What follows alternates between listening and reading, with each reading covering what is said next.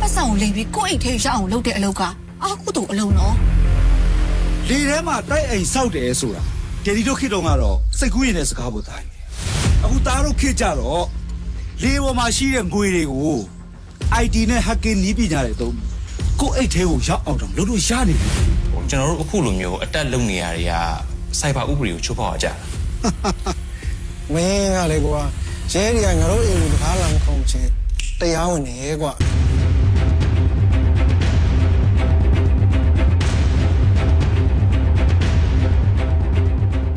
အဲ့ရှင်မင်းဆိုတဲ့မိန်းမလေးတက်တက်ဖြူကြောင်ဟန်ဆောင်လာတာဒီလိုလဲနေတယ်သိလားလား မင်းကိုအဲ့မိန်းကလေးကတကယ်ချစ်တယ်လို့မင်းကယုံကြည်နေတာ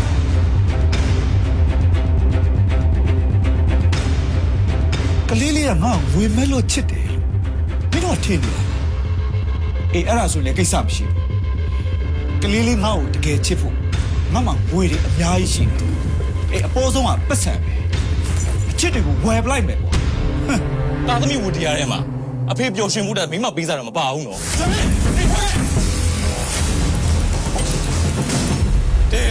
ဒီရနဲ့ဒီရအတက်ကစိတ်လောက်กว่าတယ်တကယ်ချစ်တယ်ဆိုဘယ်လိုလုပ်ဖြစ်နိုင်မှာလဲမာရတယ်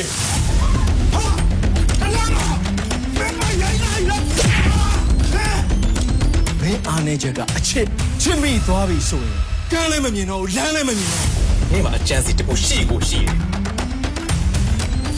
我说你快点养我了，你看我们这，给我拍了下，给我拍。ဖမ်းပြပါရှင်走走